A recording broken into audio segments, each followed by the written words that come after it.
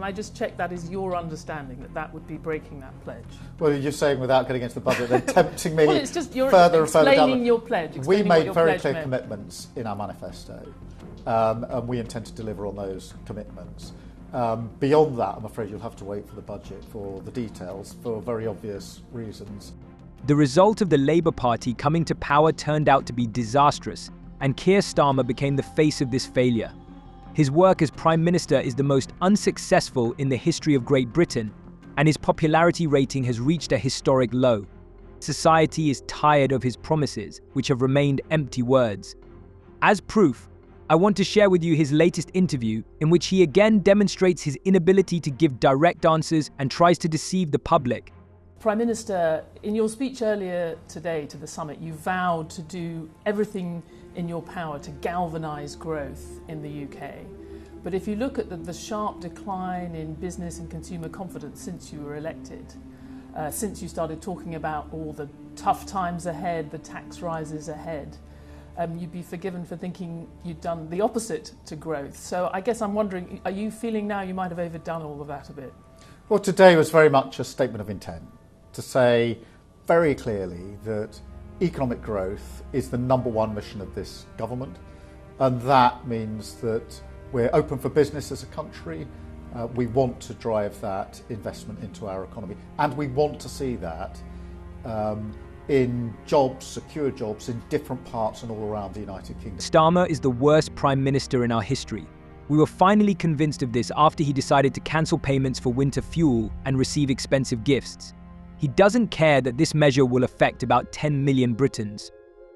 What he does to the elderly is inhumane. He constantly claims that he has to make difficult decisions, but it is difficult only for the citizens of the country, especially for pensioners. This winter, it is pensioners who will have to face difficult elections, not him and his friends. Labour has to choose among luxury goods, and we have to choose between basic needs such as heating and food. They are criminals. But forgive me, Prime Minister, but I think a lot of people, they may not be talking about it to you, but a lot of people are worried in this sort of vacuum that we've had, quite a long wait for the budget. There's quite a lot of what might be just crazy speculation around where capital gains tax might go, for example. So something like a 39% rate. Can you reassure people that whatever the change is, it won't be anything that significant? Well, quite a lot of speculation is getting pretty wide of the mark, but... So you say that 39 is wide of the mark? Yeah, it's getting to the area which is wide of the mark. But I'm not going to fuel the speculation, because we can go on like this for a very long time until budget day. Everybody knows that until budget day, none of it is going to be revealed. It was important that when we came into office, into government, we looked at the books, we assessed the state of the economy. We needed to understand the damage that's been... Starmer has repeatedly stressed that Labour promised in its manifesto not to increase taxes for working citizens. However, Reeves noted that this election promise applies only to employees, not employers. The introduction of a full national insurance rate of 13.8% on employers' pension contributions could bring the Treasury up to £17 billion annually. Starmer is silent and is not going to discuss the budget before its official presentation. I hope that when we look at this budget, we will not have to experience a shock, although I'm sure they'll make the worst decisions for us. An increase in employers' contributions to the National Insurance Fund may increase labour costs, which in turn may slow down job growth or lead to stagnation in wages. The main burden of this budget should fall on big bankers, social media giants and oil and gas companies, not on small businesses. This government is inhuman. I don't understand how such people could come to power. They are devils. Can I just check that is your understanding that that would be breaking that pledge? Well, you're saying without getting into the budget, then tempting me well, it's just you're further and further down. Your pledge. We made very clear commitments in our manifesto, and we intend to deliver on those commitments. Beyond that, I'm afraid you'll have to wait for the budget for the details for very obvious reasons. Starmer summed up his first 100 days as Prime Minister, but there is nothing to rejoice about. He disappointed his constituents. For more than 3 months in this position, Starmer has not been able to achieve noticeable success. He is only making things worse. His promises have remained unfulfilled, and instead of the expected reforms, we see only excuses. It's getting harder and harder for us to make ends meet. He needs to focus on real changes that would benefit citizens, not just political games. I mean, one of the things that you've been clear about was that and the Chancellor's been clear about, is that difficult decisions will be needed, tax increases will be needed to pay for that investment in public services that people are expecting. And given all the taxes that you've ruled out, there's a lot of concern here in the business community about increases in capital gains tax and in wealth tax. Now, I know you're not going to want to go into the details of the budget, but are you reassuring the investors here that they have nothing to worry about on that score? Well, I'm not going to get into the details of the budget. You wouldn't expect me to. But neither am I going to shy away from the fact that we've got difficult decisions to make. Our government believes that raising taxes is the easiest way to solve economic problems and increase the budget.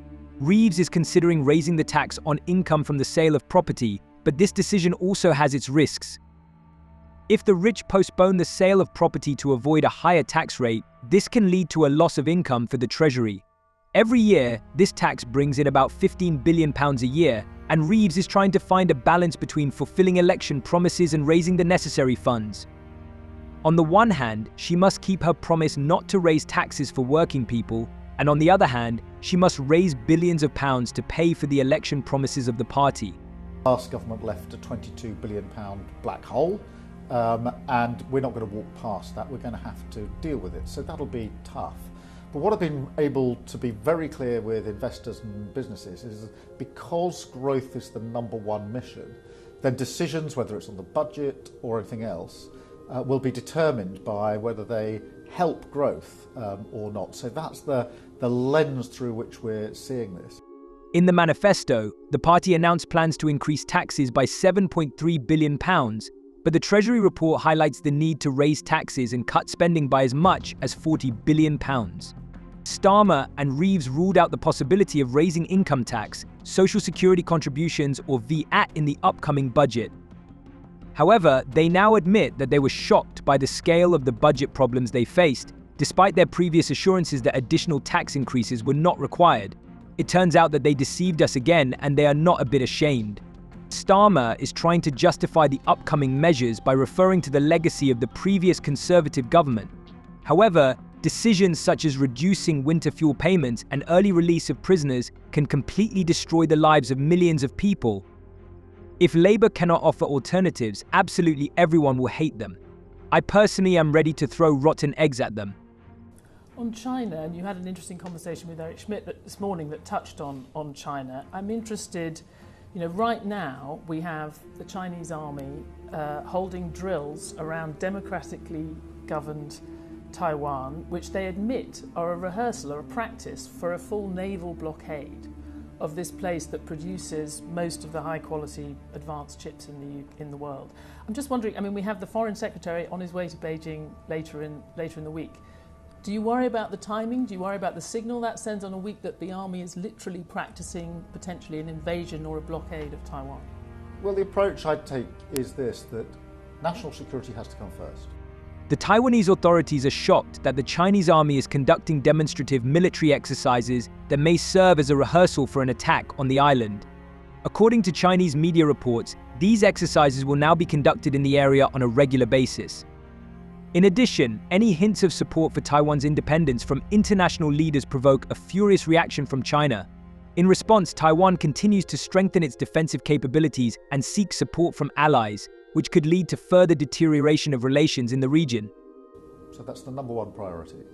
And therefore, of course, we challenge where it's necessary to do so. But we're also pragmatic, and we want our country to move forward and to succeed. So challenge where it's necessary. But there are areas but not where... necessary when they're drilling we this have kind of practice. Challenged, we do challenge. I myself spoke to the President. We do challenge where it's necessary to do so. Starmer now wants to impose sanctions on Israeli officials, such as Finance Minister Bezalel Smotrich and National Security Minister Itamar Ben-Gvir, for their controversial statements about the Palestinians.